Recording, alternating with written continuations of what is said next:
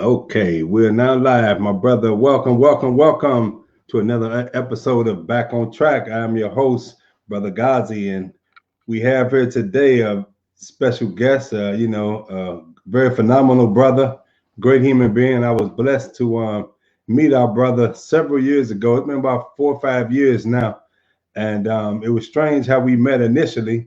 I think you was up in New York at the time, and you was making the transition. You was on a tour, I believe, with your books, Yes, and you sir. was Yes, moving sir. from moving here to Arizona, and one of the brothers up there say, "Oh man, you going to Arizona? I need to connect you with a brother, man, because some of our work is similar with the things you was doing with the Homeboy Hotline, helping brothers coming out, making that transition from prison." So Yes, it sir. definitely was an honor. And in that 4 or 5 year period, I've watched this brother like rise tremendously. I've watched doors open. I've watched his territory expand. I've watched him grow phenomenally. So it's an honor, my brother, to have you on today to share your story, with the listeners. And let's get right into it, man. I want to bring on my big brother, Fleetwood. How you doing, big brother? Man, I better not complain. I woke up on this side of the fence, man. I'm good, man. You know, God, he won't stop blessing me, man. He got his hands on me. So, before we go any further, I just want to thank you for allowing me to be on your platform. And likewise, I have seen you grow. I told you when I first met you that you was like the modern day Malcolm. And I just appreciate you, my big brother. We in the ball head club. When I All met you, you didn't right. have an afro, and I didn't either. So Yeah, right. that Yes, was sir. simultaneous right there. But yeah, guys, man, you are phenomenal, man. You are a light in a dark world, and the best is yet to come for you, my brother. You leading people to Allah, man. You leading people to God, man. And yeah, just salute to you and all your endeavors. And I ain't seen you do nothing but grow and prosper, man. And when you got favor in your life, that's because God is proud of what you're doing, and you highly favored. So Yes, salute to you sir. and your movement. Man, I appreciate you. And brother Hakeem Khalik saying the big brother Fleetwood. Man, that's my big brother, that Hakeem, man. A Hey, what's up, baby? powerful I didn't brother, talk to you, man. boy. Yeah, yeah, right, man. We need to get Hakeem on this podcast, man. That brother there, he had a great impact on my life, man. He and his Yes, wife, sir. Queen, very Yes, phenomenal sir. human beings. But Great. okay, man. So let's get into it, man. Let's talk a little bit about your early life, man. Some of your upbringing. Some of the things you've gone through. What brought you to this point now where you're a phenomenal. We're gonna get to the director, the Yeah. filmmaker, the music Yes, sir. producer. We're gonna Yes, get to sir. all that later. But Yes, sir. what brought you to that point? Let's talk about your life a little bit. Well, man, I wrote a book called Hip Hop Tried to Kill Me, national bestseller, and I described myself in the first page as a divorce toy. My family is from Greensboro, North Carolina. Greensboro had the first sit-in at Woolworth called the Wilmington 10. Some students from North Carolina A&T, and then Martin Luther King started the boycotts from that. Um, so my dad, he went into the Air Force in Travis Air Force Base in California. Then he went back and got his high school sweetheart and his mom, which was my mom. And he got out of the Air Force, and he realized he couldn't make it in California, so he went back to Vietnam like Frank Lucas and got tons of heroin. Came back to Cali, and he became a mob man. I grew up with OJ and Marvin Gaye in my house snorting cocaine, and Chaka Khan was my dad's girlfriend. My mom found out my dad used to leave every morning like he was a bus driver, and like he was going to work to drive the Muni bus in Frisco. He'd go to Oakland, change clothes, and get on his hustle. And my mom was going to school for nursing. She opened the oven one night and thought it was cookies and tasted it and realized it was narcotics. Called my grandmama, and my grandmama told her to grab me and get on a plane.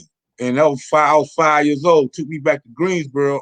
I'm my dad's only son. He only got two children. He was devastated. 3 months later, my dad came back to Greensboro. I guess they had a talk or whatever. And he took me back to California. And I was there for about a year. And then him and my mom worked it out. I've been on airplanes my whole life, back and forth. So it developed me into a storyteller, man. Because I seen a lot. I remember walking through Chicago Airport. I was about 7 years old, and the stewardess was holding my hand. They had gave me some little pilot wings, and I'm looking all around. And, so I used to leave Cali and go back to North Carolina, and I would tell the little homies I saw the Black Panthers in East Oakland where my grandmama and them stayed at, and Angela Davis and Huey Newton, and they was in all black and this and that. And then when I would go to Cali, I would tell the little homies about the country. about North Carolina. And I was in the 4th grade, and this teacher said, "Did anybody want to stand up and say what they did this summer?" I raised my hand up like this and ran to the front of the class. And I just thought it started coming out like water. And I ain't been afraid of the stage since, you know. And the lady pulled me to the side and said, "Son, you a born storyteller. You know, just keep telling your story. I can't tell you what an adverb is right now, but I can write a book in a month."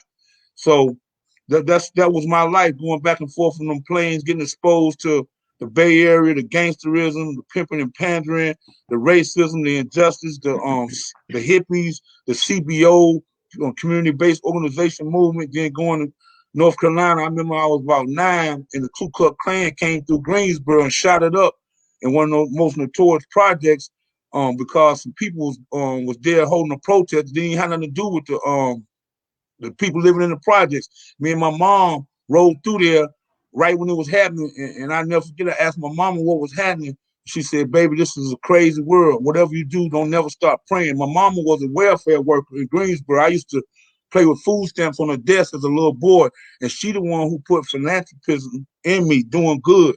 You know, I seen my mama do girls' hair all in the hood, preparing them for church on Sunday. My cousins and was cheerleaders. She used to make all the girls cheerleading suits. She was a seamstress. She was a beautician. I never heard my mama cuss in her life. You know, she was a devout Christian, and you know, she was a Southern girl, and you know, my mom, bro, you know, her only thing was them cigarettes. At the time, you could smoke cigarettes in the offices. She used to smoke them Saratoga slim little brown cigarettes. My mom died. I'm 17 years old, bro, and I didn't understand it, man. I was mad at God at the time, man, and I just man, I didn't understand. I was tore up, bro. You know, Then and Fleetwood, if you can move your camera down a little bit so we can see. Oh yeah, sit up. Yeah, yeah, yeah. Okay, we can see you now. I was tore up, man. And I just I didn't understand why God did that to my mama, man. You know, she had her breast removed, all her hair fell out. And I was 17 years old, bro. And I just went crazy, man. I was mad at the world, everything. I went back to California. Well, hold on. At 18 years old, my mama left me an $80,000 house with $20,000 left on it. And I got $15,000 on my birthday. I went and bought a quarter pound of weed, a brand new car, put rims on it, tinted the windows, and all the girls said I was the prettiest Negro they ever seen for a year and a half.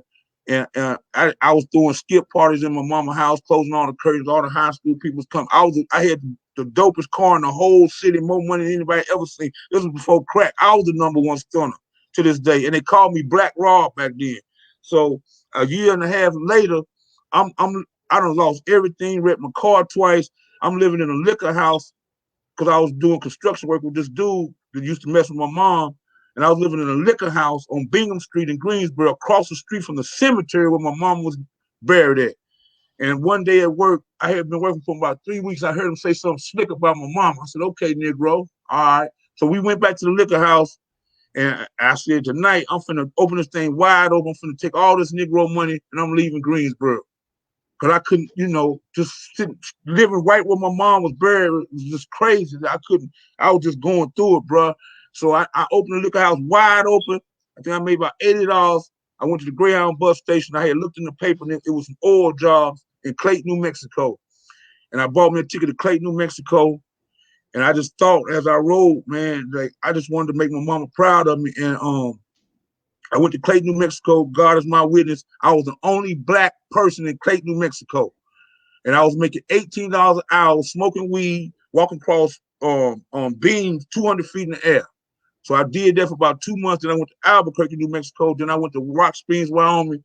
And then after that job, I went to Houston. Then I ended back up in Cali. Me and my dad reconciled. And that's when crack cocaine hit, man. And you know, I was in and out of prisons and community and county jails. You know, I grew up in the downtown San Francisco where the outcasts be at, the runaways, the prostitutes, the pimps, the dirty police, the homelessness. It's where they made Pursuit of Happiness. That's where I grew up at the Tenderloin. Dave Chappelle said ain't nothing tender about the Tenderloin. You know, but what I love about it, either you're gonna sink or you're gonna swim. I'm one of the few that has made it up out of that Tenderloin and prospers to this day. And I love it for what it taught me. You know, I'm a sidewalk grinder, rhymer, 2-time and a 49er, bang bang niner gang. So, you know, I got tired of going to prison and jail. My grandma was like, "You got to leave California. Either you gonna get your life together, We ain't messing with you. Say we give you 2,000, go anywhere you want. At that time, Janet Jackson, everybody was Minneapolis, Minnesota was on fire. It was the new Motown. Janet Jackson was up there, Jimmy Jam them. So I had always been a writer and been rapping and all that. So I told her I wanted to go to Minneapolis. I went to Minneapolis, didn't know nobody, got me an apartment, and then I went to music school for audio engineering. Started my first record label. My first group was Probable Cause. I found out though, the streets kicked in. I found out an ounce of cocaine cost $1,200, but it cost $400 in California. A week later, my homie sent me 9 ounces of coke in the mail, and I was getting my money. But that wasn't nothing but a setup for Satan. He was putting carpet up under me to snatch it out from up under my feet so I could fall. I say about 9 months later, I had 4 ounces of cocaine in my underwear. Some dudes tried to rob me. I jumped out a 2-story window, hit my face on the side of the fence right here, and I blacked out and woke up handcuffed to the hospital bed. These people gave me 60 months. I said, 60 months? I added it up. I said, man, that's 5 years.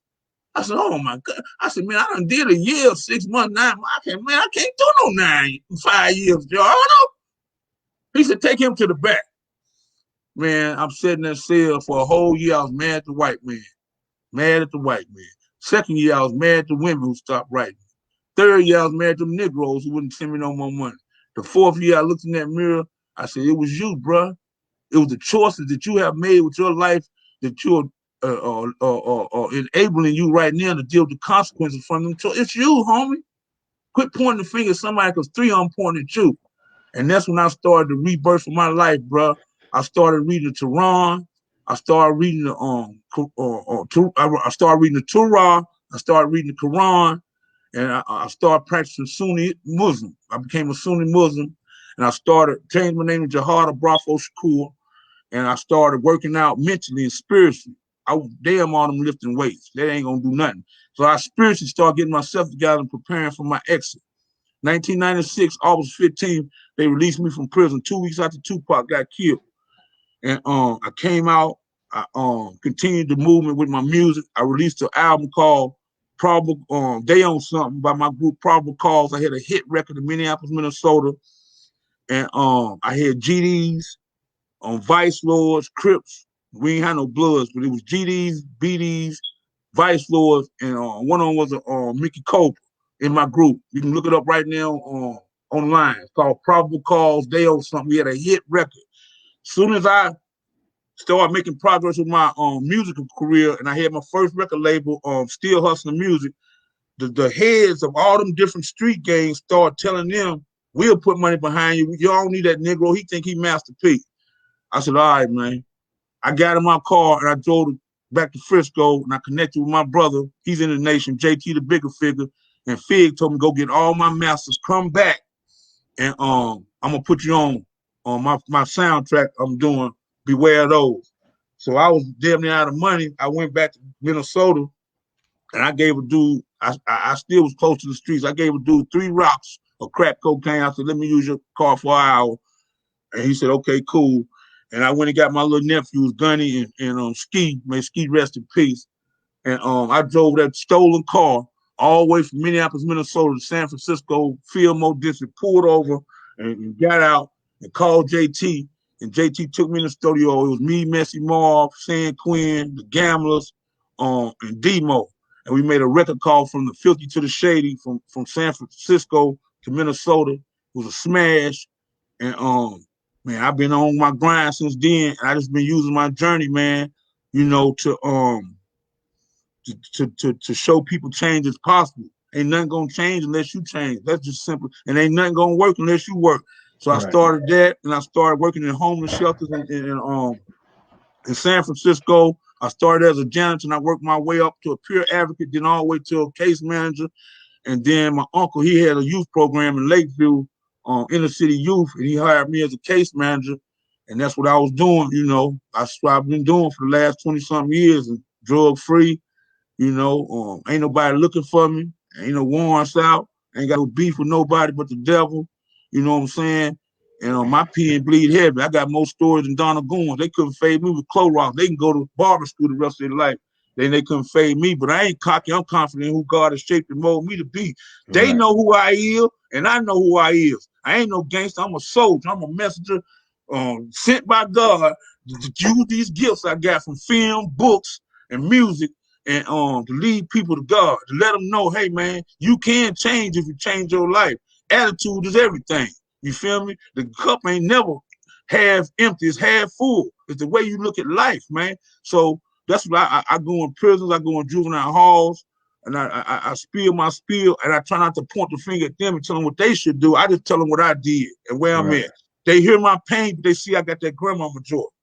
I Right. got that grandmama joy in me. I'm happy. I'm And then happy. let I'm me all ask happy. you, Huh? and then let me ask you. So, man, Yes, you got sir. a remarkable story, Yes, and sir. your story is so vast, man. You can go on and on and on and on and on, right? True story. And Yes, sir. you touch certain things in your life. Coming up, your father, doing what he doing was the hustler side, but on the flip side, your mother was a I said you got Pac and Biggie on that, and you said your mother was the devout Christian who Yes, man. Yes, never sir. cursed. She was a good person, but your father was the mobster. He was the hustler and things like that. So Yes, growing sir. up in that kind of dynamic, and oftentimes many people grow up and not the ideal home. It's always like that contradiction. Like Yeah, many yeah. families have. You got some people in your family that's hustlers, they drug addicts, etc. You got other people that are trying to do right and trying to, and sometimes the influence of the negative pull us more than the influence of the positive, right? So with Yes, all the sir. things you've gone through, I mean, man, you just shared a lot, and you went through it so fast, but it's rich with lessons. At Yes, what sir. point, going through prison, how much time did you spend in prison totally? Man, I did 16 years. I added it up one day. Since first time I went to jail, I was 12 years old. My daddy went to Vegas, and he left me, and I broke in. He had what do you call deadbolt locks on his bedroom door, so I knew something was in there. I went around the house and broke in his room. He had about 5 pounds in there and about 2 keys of heroin. And I just got the weed and had me and my friends. So I went to Martinez juvenile facility. He came back. I left footprints on the top of the toilet. That's how I knew I did it. And I went to Martinez jail at 12 years old in California. Out of my whole life, I added up. I did 16 years. But I got out in 1996, and I ain't been back since involuntarily. I go Right. back over home, you know what I'm talking about? With a Yeah. pass Right. on, you know what I'm talking about? I go back with a pass on. Like, let me up here Yeah. and holler at the little home. Yeah. Right. And man, I'm gonna tell you, that's remarkable there, brother, because at what point though did your life like because some people they steeped in that world. I mean, you was around drugs, you was around violence, you was around hustlers, people making money, obviously. But at what point do you say, enough is enough? Like for the other brothers out there right now who steeped in that world, and they think many of these young brothers, they think that I'm gonna live in this world. I'm gonna get my money. I'm gonna get my woman. I'm gonna get my clothes, my material things, and then I'm gonna get up out of the game, so to speak. At what point did you shift your consciousness and like change your life and get more towards God and more towards giving? And why did you stop? I mean, the money was good. Women was there. You had all the women. You had the money, the clothes, the popularity. Why would you give that up to start doing something different? I just want to, man, I just want to make my mama proud, bro. And I knew my mama wouldn't be proud of what I was doing. I was in prison, and I never forget, bro, that I had Lil Kim on. Used to take magazine pictures and tear them out, put toothpaste on the back. I had my whole wall in prison like it was customized. Lil Kim, Foxy Brown, Biggie, all of them on the wall. And then I had a checkerboard on the toilet. Then I had my couple of towels all on the wall. OG walked past. He said, man, you ain't never going home, bitch. I said, man, I get out in 3 years. He said, you so comfortable up in here. This your home right here, nephew. I said, huh? He said, man, you got it fixed up real nice. And walked away. I sat back. I thought about that. I said, man, I done become institutionalized. I don't mind being here. Man, I started ripping all that stuff down off them walls. I wanted to look like jail because I ain't never wanted to forget where I was at. And I prayed right there and started talking to my mama, me and my grandmama and them. I said, just give me one more chance, man. I get up out of here. I'm going to do everything that y'all used to tell me y'all knew I could do. You know what I'm saying? And I Right. told myself, I said, I'm in here making $1.25 an hour. McDonald's is a come up. I'm in here sleeping with a Negro, got to smell him, listen to his old sad Sam stories and all that old other stuff. Man, a homeless shelter is a come up. From here, I said, man, the community don't owe me nothing. I was a predator in the community, preying on people that had addiction. I had an addiction too. I was a predator. The community don't owe me nothing. You know what I'm saying? If God give me another chance, man, get up out of here. I'm going to McDonald's. Man, take your order, please. Welcome to McDonald's. You know, man, hell, that's a come up. Hey, if I go on a homeless shelter, hello, baby, because we got to delve into something you just said that was very powerful about, because I've been there and I see Carlos on here, and you know, he said he remember those days you was talking about, and yes, actually, what's up, baby? You know, Coach, good people, man, and you know, actually, he and I was, you know, in the belly of the beast together about 25 years ago, man. You know, yes, sir. You know, he was buck wild at the time, but he's come a long way. We gotta get. Matter of fact, he's gonna be on this podcast like real soon, man. I'm putting it out there, Carlos, publicly. But you know, you said something about all the pictures you had on your wall and how, you know, you became comfortable in that situation. And a lot of people right now, we in straight up hell in our life. But what we do is we try to make hell comfortable. So we rather live in a comfortable hell rather than an uncomfortable heaven, so to speak, right? We know where we at. We know it ain't where we should be. We know it ain't the ideal life for us. We know it ain't the best thing for us.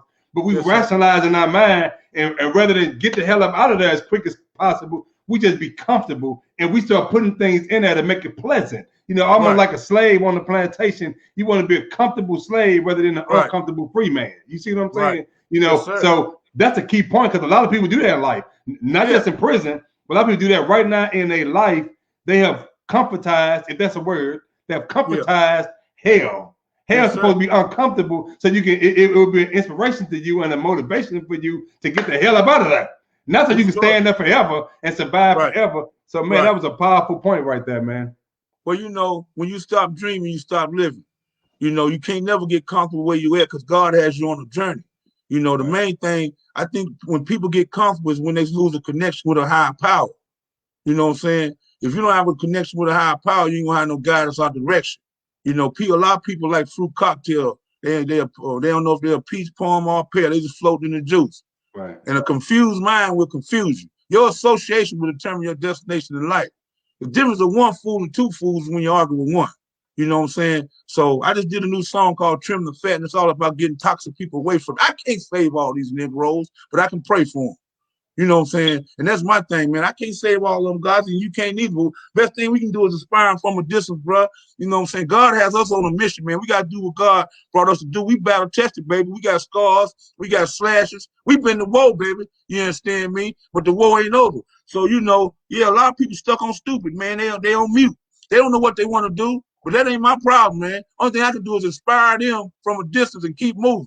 Because I'm allergic to drama and confusion. It breaks me out like poison. I got to get away from it. So, I try to help as many people as I can. You got a good heart, guys. You do too. But sometimes, bro, you can't be the battery for people because they'll drain you. Right. You got to have batteries that you can go to and get some juice from too sometimes. You know what I'm saying? So that's all. I mean, I'm telling you, bro, that's one thing I had to learn, man, because, I got a bandwagon and it's rolling right now. And, man, everybody my cousin. I got cousins calling me. I don't even know who they is. People call me from block numbers, all kind of stuff. So, I mean, to piggyback on what you just said, man, somebody got to be the garbage man. And then somebody got to be the person hitting the corner. Everybody got their own lane, bro. And until a person know what they was meant to do here, they gonna not live life. I tell them all the time, whatever you'll get up and do at 5 a.m. for free, 9 times out of 10, that's your gift from God. Find a legal way to get paid for it. I tell little homies, don't stop hustling, just change what's in the sack, baby. If you like to smoke weed, move to a state where it's legal. What you gonna be in Arizona for? It ain't legal till the 21st of January. You know what I'm saying? So, that's what I tell people, man. You got to find what you love to do in life and then find a legal way to get paid for it. And you will love life.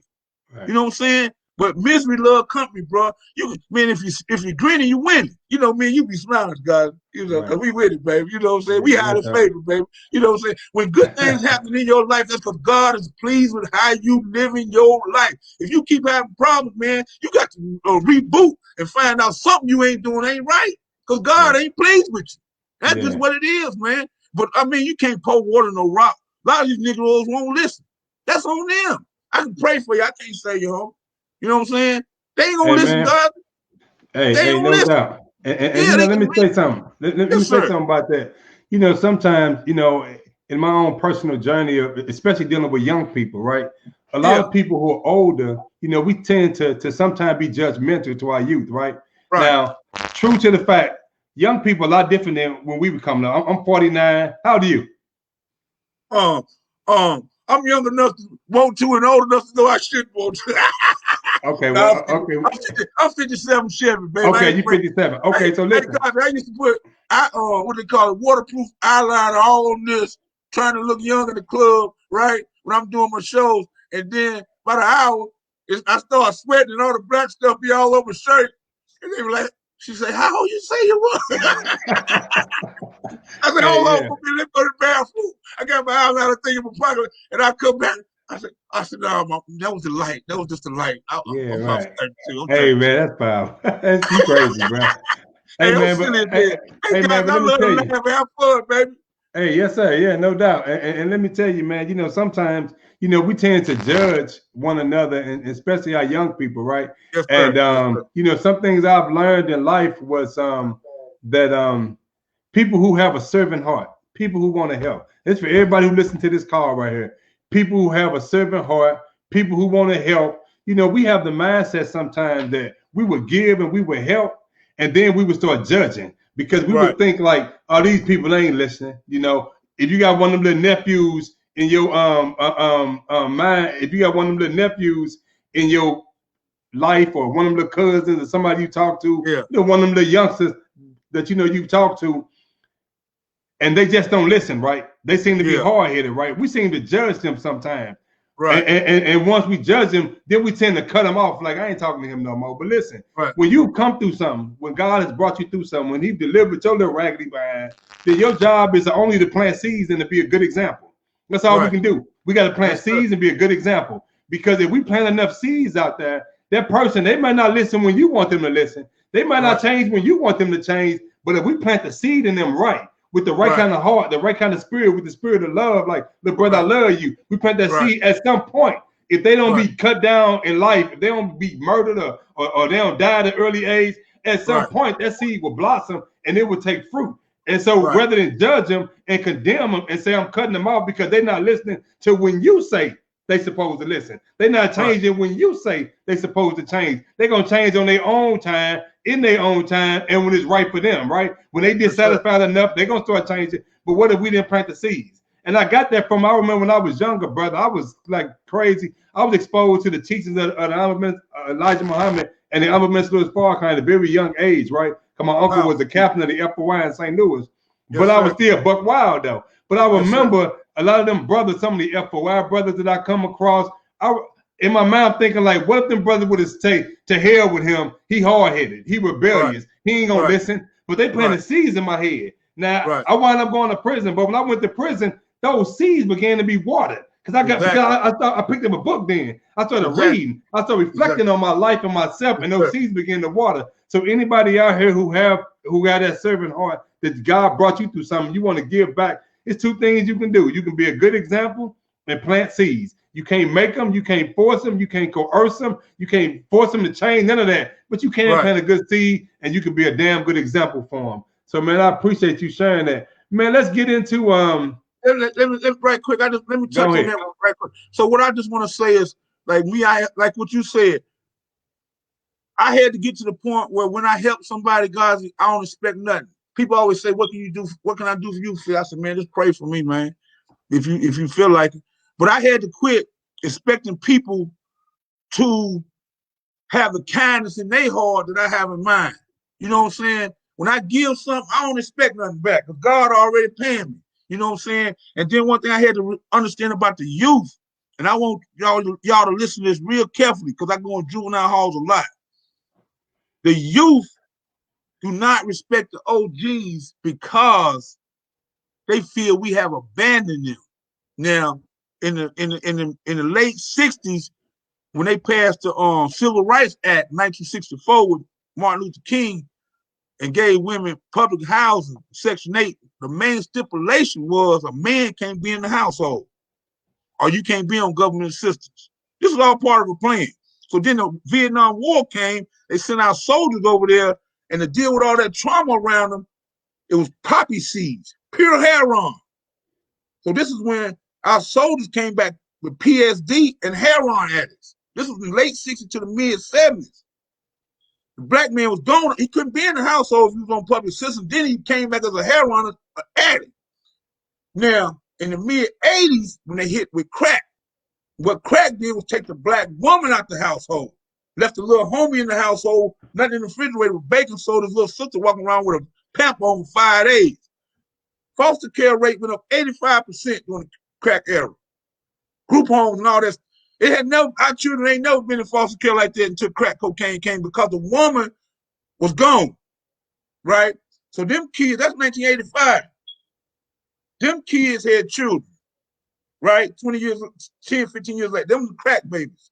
Now, them crack babies had children. That's who we dealing with. We dealing with the crack baby grandbabies. They don't care about nothing but getting high and trying to kill something, bro.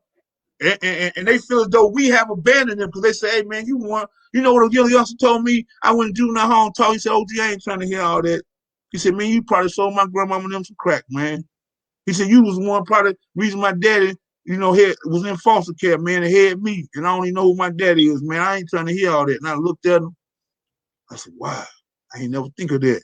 So now when I go on juvenile hall, first thing I do, I stand up, I say, hey, man, my name is Fleetwood. I'm the founder of a coalition called the Cotton Pickers, and I want to apologize to each and every one of y'all for the drugs I sold in y'all community. I don't know if it touched your household, but I apologize, man, because I was wrong for that. So I feel as though we have to gain the youth trust first to make them want to hear the message we want to deliver, because they don't trust us, man.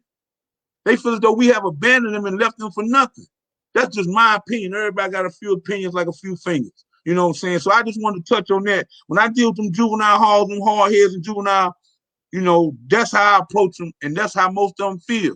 Don't nobody care about them. Most of them coming out of foster care from all kinds of splattered households. They ain't come from where we two-parent households, or they ain't come up with Mahalia Jackson all in the background, or Minister Farrakhan in the morning, Elijah Muhammad in the morning, his speeches on the radio. Very few of them.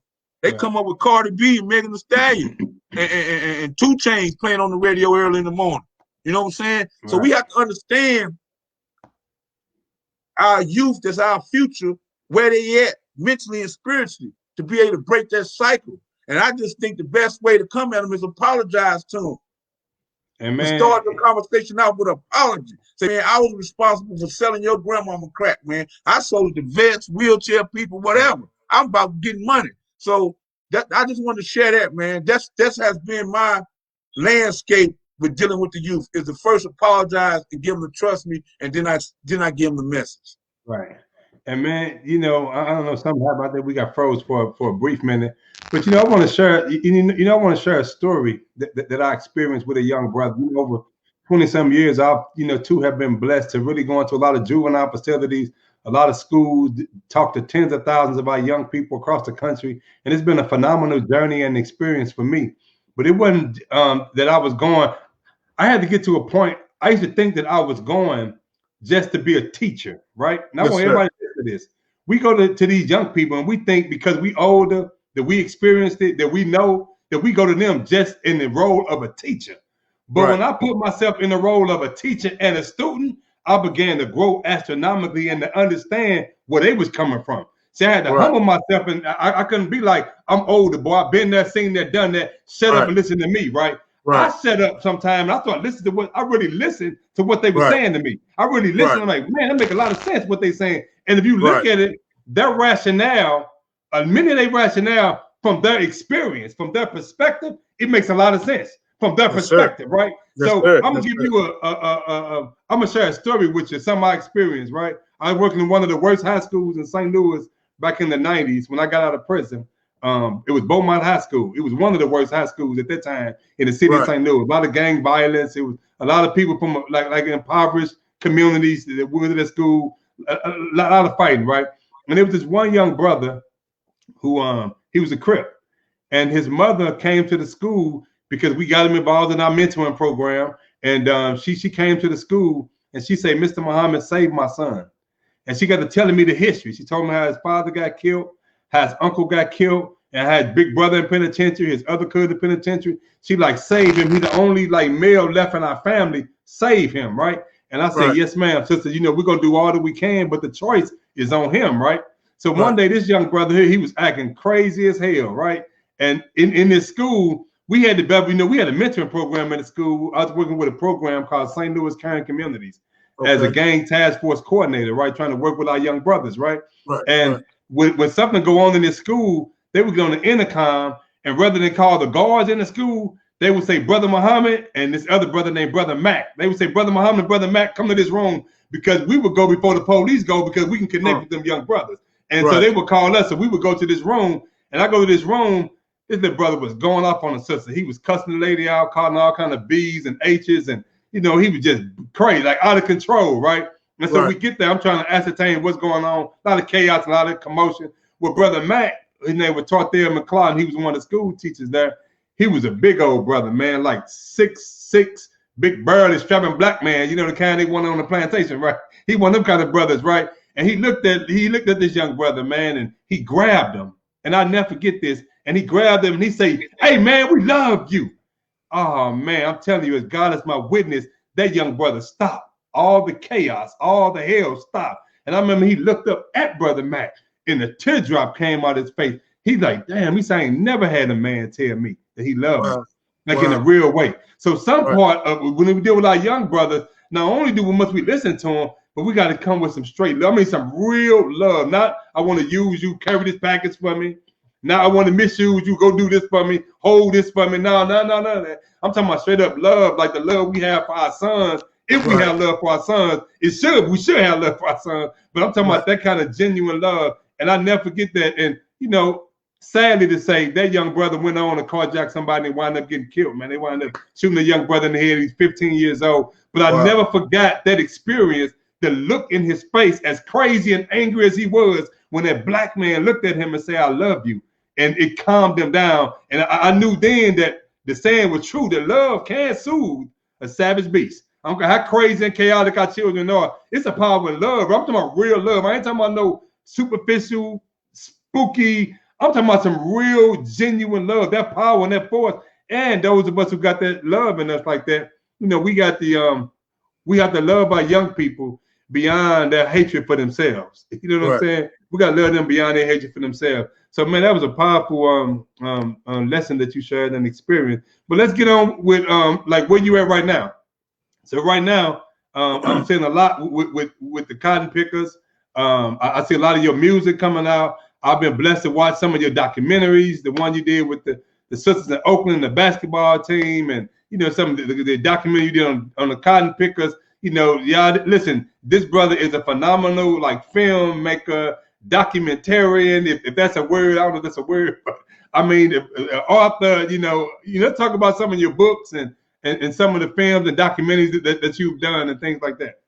Well, first I want to say, man, anything good that happened with me, it all comes from God.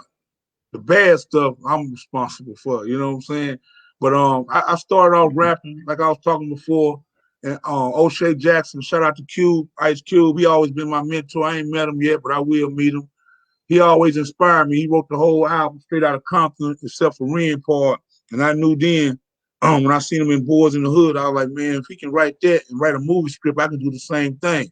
So I started getting old, and I didn't want to be no old rapper, because OG don't stand for original gangster. With me, it stands for originally gifted.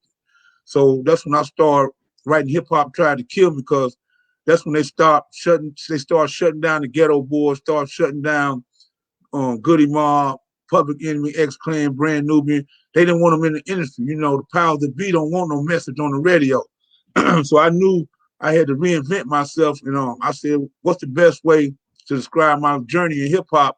And I said, it's trying to kill me, it's driving me crazy because they won't let me on the radio. So that was the first book I wrote, and it documents when I was 16 years old up until 2009. It was a national bestseller. I lived off that one book for 3 years. You know, I was traveling doing book signings, you know, just living the life. And my uncle challenged me and said, "Is that all you got?" And that's when I wrote 3 more books. I got 2 more I'm working on right now. And I'm from the Bay Area, out to Trump. Shout out to E40. It's too short for teaching us. I always thought I had my own company. So I got my own company, publishing company. You ain't getting my publishing. I do author workshops, you know, teaching people learn how to write a book. And yeah, I started doing the book thing. And then I thought about it. I said, man, I got to keep going. I reinvented myself again. And I said, I'm finna do me a film, but I wanted to do it right and take about like 100,000 to 800,000 to do a film right. So I said, let me do a short film, a documentary. And I was looking for a story. And I was at work one day and I read the newspaper, the sports page about the fact that the Lady Warriors from McClymonds High School in West Oakland, they had won the championship after 36 years of not winning. But the true story was what they accomplished off the court. A lot of people don't know Oakland don't got no strip clubs, never will. You know, it's a cold pimping and pandering culture in Oakland, along with the Black Panther. That's the two sides of Oakland. So a young woman in Oakland go through a whole lot just to make it to school. You know, dealing with the predators and, you know, violence in the household. Mama might have been a hooker, daddy might have been a pimp, all that. So that was a triumph to me. It wasn't on the court championship. It was a triumph just getting to school, getting your grades right, practicing hard enough. So I did a story on the Lady Warriors, man. That was my first documentary. It's called I Just Want to Ball. Right now, we like 2 people from Oprah to get it to a TV series. And I was very proud of it. All 4 of the girls that I did the documentary on, they all went to junior college. They all prosperous right now. And I'm looking one day to do a follow-up, I'm Still Balling. After I did that, 2 years later, I met a man, Bishop Henry Williams. I wanted to stay within the Black fabric, but I didn't want to keep doing the same type of film. So I said, let me do something about our elders. So I met a man, Bishop Henry Williams, sat down and talked to him. And this man was from Mississippi. He had picked cotton for 18 years and never got paid, and got tired and left and migrated to Oakland. So I did a film called The Cotton Pickers. It's about the con game called sharecropping, basically what the music industry is. And that's when I come up with it. I'm gonna continue to make these films, and the Cotton Picker is gonna be my brand. And I'm just gonna continue to do different aspects of the life after slavery, you know, and during slavery. And Cotton Picker is gonna be the umbrella. So then after that is when I moved to Minnesota. I mean, not Minnesota. I moved to Arizona. I met you, and you see the boss back there. She on the cabinet. That's my baby. That's my world. My reason. That's Ghazi niece. Her name is Zephaniah Miley Rose Bowden. She real pretty. She get it from her dad. You know what I'm talking about? And and you know, I had my first child, man, at 54 years old. With me and the woman, we know each other, you know, and I moved in with her, and you know, you know, we decided to separate. It's been almost 3 years now, but I couldn't brush my teeth and raise my head up as a man if I'd have left my child. You know, I've been blessed to drive the light rail train down here in Phoenix. I could have went back to Oakland and drive a BART, make 80,000 a year easy. But I couldn't call myself a man if I leave my daughter, man. She's my whole world. She's a CEO right now. She's 3 years old. She owns Zeffy Film. She owns You Ain't Get My Publishing. Feel me? She's on the board of Hip Hop or Homeboy Hotline. So that's where we at right now. The second installment of the Cotton Picker film series is called Gimme Mines. My Mule, My 40 Acres. You understand me? The Broken Promise. It'll be out Black History Month 2021. And I've been blessed to have a phenomenal soundtrack. The first single I released is called "I Don't Trust You." Talking to the police, I ain't say kill the police. I just say, hey, bro, hey sis, we don't trust you. You filled out the application to be a police, to walk that thin line or misuse or use authority the right way. I don't trust you. You ain't never gave me no reason to trust officer. You understand me? And we came out with a song, did real well, called "I Don't Trust You." The video did real well. The second song off the soundtrack is called "Till You Do Right." Till you do right by Black people, ain't no good gonna come to you. America. And I was blessed to have one of my teachers on the song, Cool Joe Goody. Shout out to the whole Goody Mob, Dungeon family. They ain't been doing nothing but embracing me. They love my daughter. So the video, the song doing phenomenal right now. The thing is blowing up. We got like about 16,000 views, man, about 13 days. And that's one of the songs. It's on the score of the film, on the soundtrack. And today, actually, I went to Vegas Friday, And Saturday, I was in LA and I shot some scenes for a new song I got called Blackberry. And we honor women with melon, our queens, you know. Without a queen, you know, we wouldn't be anything. A castle is never complete without a queen. You just living in an empty building. You know what I'm saying? So I want to honor our dark-skinned sisters and our brown sisters, who a lot of times don't get no shine. Shout out to the red bones, but this one right here for the dark ones. You know, my mom was black like me. You know what I'm saying? Brown like me. I think being black as hell just a sign. Maybe you ain't got none of the European blood in you. I don't know. That's just my opinion. So we got a song called Blackberry, and I'm actually shooting the last location today at Tempe Town Lake at 5 o'clock. Yeah, I'm just releasing these videos and building up the momentum for Black History Month. And I just want to say, anybody that's watching this, man, you know, please use me, man. Please use me, man. Bring me in front of the children. Bring me in front of the elders. Let me show my film. Let me do a self-published workshop for you. You know, let me help explain my ins and outs and my mistakes in the music business. Get me in one of them juvenile halls or one of them prisons, man. Use me, man. Come on now. The number 415-685-1653. 415-685-1653. I can't keep this gift if I don't give it away. I'm here to help my people. I build bridges. I don't burn them, man. I'm here to network, man. A stranger's only a friend I never met, man. So anybody out there listening, man, I know we're dealing with the COVID thing. We can do it like this. You know, get me in front of them youth, man. These are tools that God has gave me, bait to put on the hook to reel them in. So let's show a film with y'all peoples. Let's do a book signing. You know what I'm saying? Let me come in, you know, talk about the music business. Maybe I can get Cool Joe and Goody Mom them on the phone. Oh, the boss just fell off the cabinet. But yeah, man. So that's where we at right now. Black History Month is going to, hopefully God's will, be a powerful launching pad of a pathway to God through my gifts he gave me. You know, I'm going to hit him with the films. I'm going to do book signings. I'm going to go inside some prisons and juvenile halls, every city I go to, and then, you know, do something musically late night. So that's where we at right now. And I'm already preparing for the third installment. It's called Black Wellness. The Cotton Pickers present Black Wellness, and that's going to be based on the mental health aspect of being an African American. You know, the torture, of seeing our people hung from trees, and they love to show that because they're trying to keep us afraid of them. You know what I'm saying?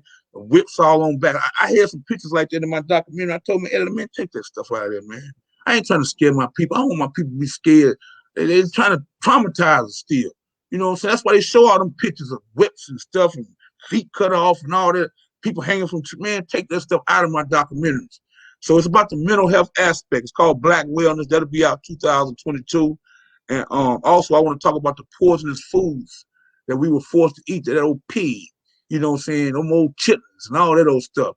And how we had to take scraps and turn it into delicatessens, but also how that has turned into a generational health problem for us with high blood pressure and different things. With the disease comes from that old pig, the old porky pig. You know, so that's gonna be the one come on. I mean, one this comes out 2022. You know me, proper preparation, preventive poor performance. I go to sleep late, wake up real early every day. I sleep about 3 hours. I'm out working, man. I've been cutting grass and making leaves since I was 5 years old. They couldn't fade me with Clorox, man. I know who I is. They know who I is too. Are they gonna find out? You understand me? But man, so that's, yes, sir. Man, let me say, man, you know, I appreciate you coming on, man, and sharing your story. And I know just some things I'll say about this brother. I know when I met him, this brother's probably one of the most organized brothers that I've met.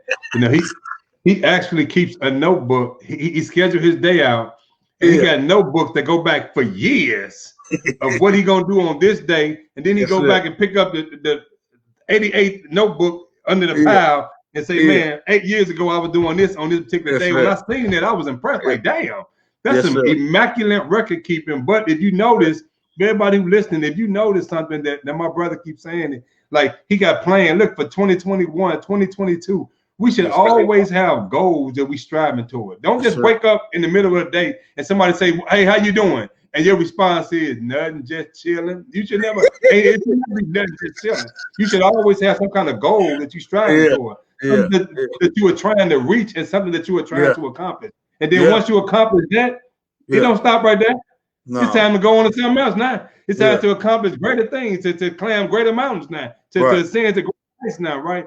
So Right. I like that, and that's something that I know about you.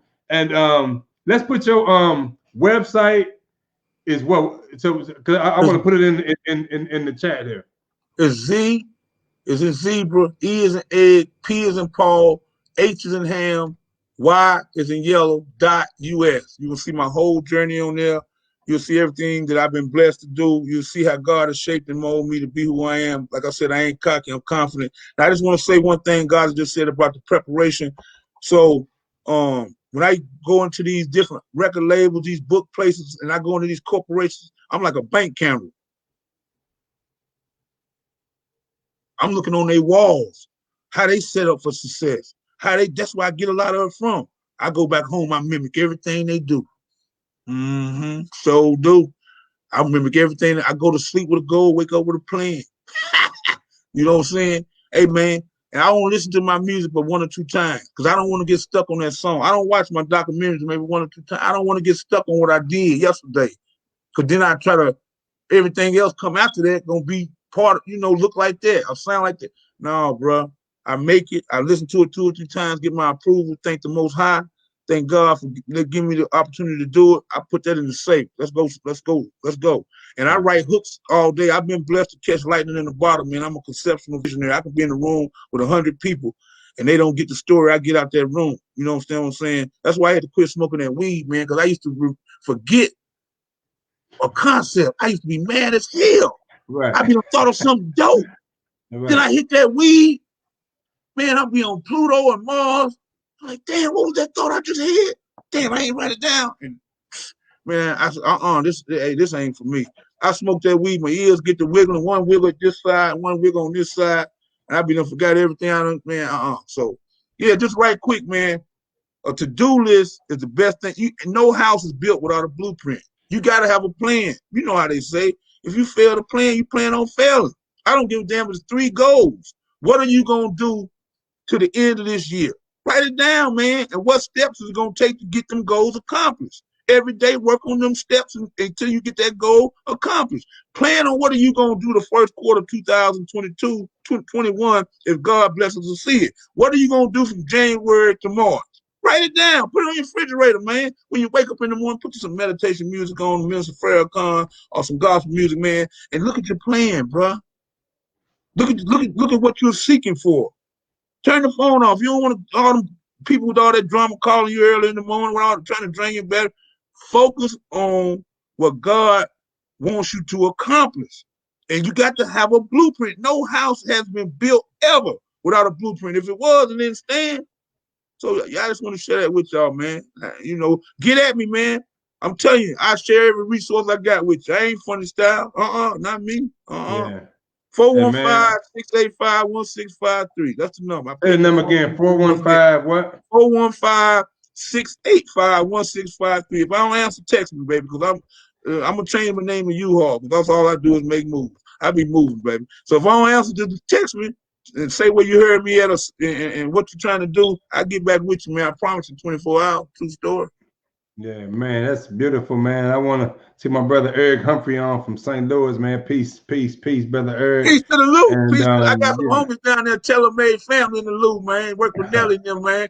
Shout out to the Lou, baby. Yeah, man. Our sister Valerie Foster, thank you for joining, and Carlos Martin and Charles Muhammad and sister Kokisha and Trevor Otts, man, my big brother with the Black CEO, very powerful Woo! Brother right there, man. The founder of the Black CEO. Thank you for sharing this video.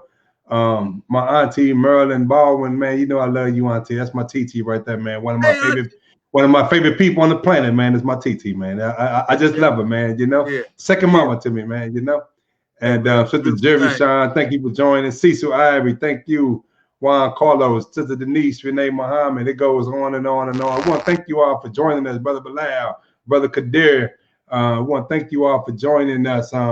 And so, man, we appreciate you, brother. And we hope that our listeners got some up out of this. You got an amazing story, brother. And we pray that God bless you and your work to soar to the highest heights. And we're going to be looking for you, brother, in the atmosphere, brother, in the stratosphere, brother. We see them stars up there. There you go. There go Fleetwood right there, man. Yeah, there go Brother Fleetwood. And, that's what it's all about. Listen, Yes, each and sir. every one of us, we have a gift. God has blessed all of us with something to give and to contribute. Don't downplay what you got to offer to this equation. Don't think it got to be something big. It can be small. But everybody on this call who's going to listen to it live or listen to the replay, you have something to offer to this equation to improve our situation. Don't be afraid to express what God gave you, your gift, your skill, and your talent. And with that, we're going to say peace. Thank you all for joining Back on Track, where we're committed to impacting, inspiring, and empowering. And we'll stay tuned for another episode. You all have a blessed day. Thank you, Brother Fleetwood. We appreciate you, brother. Thank you, Soldier. Thank you all for joining.